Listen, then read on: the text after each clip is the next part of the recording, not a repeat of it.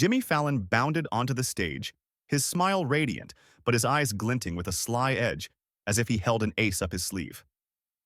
"Ready for a legend?" he exclaimed, his voice trembling with exaggerated enthusiasm. The audience erupted in applause as Clint Eastwood stepped onto the stage.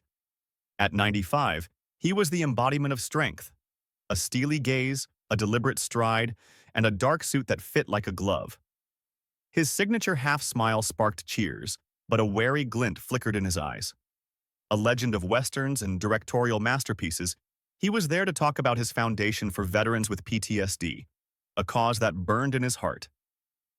But something about Fallon set his instincts on edge. Backstage, Clint's team was on pins and needles. His sharp-eyed manager, Sarah, had reiterated to the producers 3 times before the show, "No personal questions, just the foundation." They nodded, but she noticed Fallon furtively glancing at his notes, smirking to himself. Now, as Clint settled onto the guest couch, Sarah gripped her phone, sensing a storm brewing. Fallon started lightly, cracking a joke about Dirty Harry. Clint responded dryly but incisively, drawing laughs. Then, abruptly, Fallon leaned in, his smile sharpening. "Clint, tell me, do they still invite you to the Oscars, or has Hollywood forgotten your name?" The question hit like a bullet.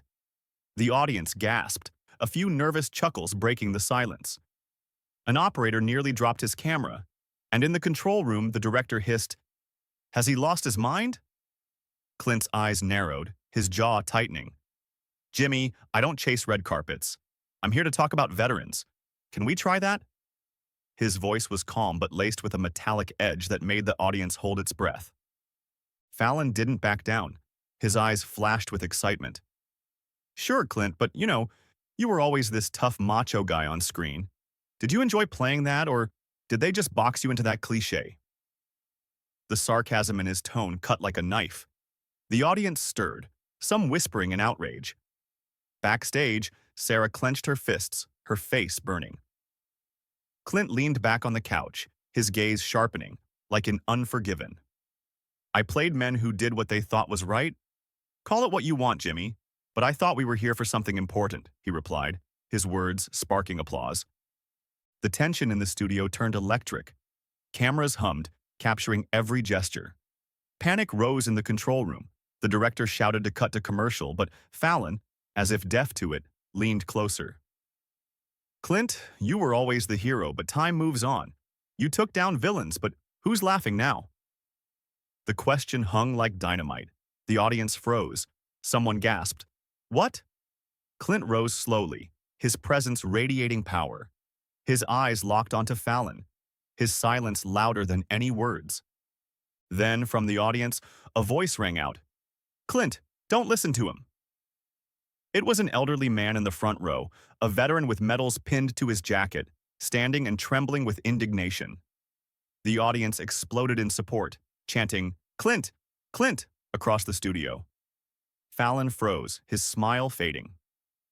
Clint shifted his gaze to the veteran, nodded, and a spark flared in his eyes. The tension hit its peak, but he hadn't spoken his final word. The studio held its breath, waiting for what came next. The host's words, "You took down villains, but who's laughing now?" still echoed like the aftermath of an explosion. Shocked by his audacity, the audience buzzed, and the veteran's cry from the front row, "Clint, don't listen to him," ignited a spark that swelled into chants of, "Clint! Clint!" Cameras hummed, operators frantically caught every angle, and chaos reigned in the control room. The director yelled into his headset, "Cut to commercial now!" But no one dared interrupt this moment. Fallon, his smile dimming under the weight of Eastwood's stare, nervously adjusted his tie, his eyes darting between Clint and the riled-up audience. Clint slowly shifted his gaze from Fallon to the veteran in the front row. The elderly man, his medals gleaming under the spotlights, trembled with indignation, but his eyes blazed with support. Clint nodded to him, a gesture carrying more than words: respect, solidarity, a promise not to back down. Then he turned back to Fallon, his voice low and firm, cutting through the silence. "Jimmy, you want to know who's laughing last? I'll tell you. Those who've endured, those who fought, fell, and got back up. those who don't chase cheap headlines but do something real. His words landed like stones, each hitting its mark. The audience erupted in applause. The veteran in the front row clenched his fist, and Sarah, Clint's manager backstage, exhaled, her eyes shining with pride. Fallon tried to salvage the moment, his voice quivering with forced levity. "Clint, come on.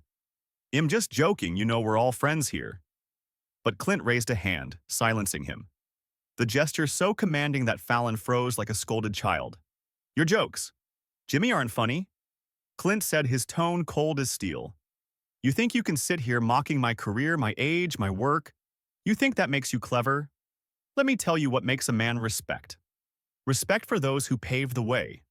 Respect for those who fight while you play at this show." His words resonated, and the audience, especially the older viewers, felt each one as if he spoke for them. Clint stepped toward the edge of the stage, his gaze sweeping the audience. "I'm here to talk about veterans?" He continued, his voice gaining strength. "People who sacrificed everything so we could sit here. And you, Jimmy, waste their time trying to belittle me because I'm old." He paused, and his iconic half-smile, the one that became legend, flashed across his face. "Son, I was old before you were born. And I'm still standing here doing what I believe in. What will you leave behind?" The audience exploded in cheers, people rising to their feet. The veteran in the front row clapped so hard his palms reddened, and beside him an elderly woman wiped a tear. Whispering, "That's our Clint." Cameras shook with the intensity, one operator muttering to another, "This is the story of the century." In the control room, the director threw his pen down and groaned. "We're done for." Fallon was stunned. His face paled. He tried to slip in another joke, but his voice drowned in the roar of applause. Clint didn't give him a chance. He turned back to the audience, his voice quieter but piercing. "I see people here who know what it means to fight you." He nodded toward the veteran. "You know what dignity is. And I won't let anyone belittle us because we're out of fashion or too old. We're not old. We're experienced. We're strong. Stronger than you can imagine, and we don't give up." His words were a hymn speaking to everyone over 60, to everyone who'd ever been told their time had passed. The audience chanted, standing and clapping. Even younger viewers joining in, feeling the power of his truth. Clint turned back to Fallon, his gaze calm but devastating. "I'm done here, Jimmy. My foundation doesn't need your ratings. You think about what you said and to whom." With that, he unclipped his mic, dropped it on the couch, and walked off the stage, his deliberate stride brimming with dignity. The audience roared, chanting, "Clint, Clint," as he disappeared backstage. The veteran in the front row was supported by his neighbors, his eyes glistening with tears and pride. Sarah rushed after Clint, whispering, "You did it." Fallon remained on stage, his face a mask, his smile frozen, his eyes darting around the studio. He tried to segue to a commercial, but his voice shook. "Oh well, be back after the break," he stammered, but the audience wasn't listening. People whispered, exchanged looks, and older viewers embraced, feeling Clint had said what they'd long wanted to hear. In the control room, the director clutched his head, yelling, "This is a disaster." But for Clint, it was a triumph.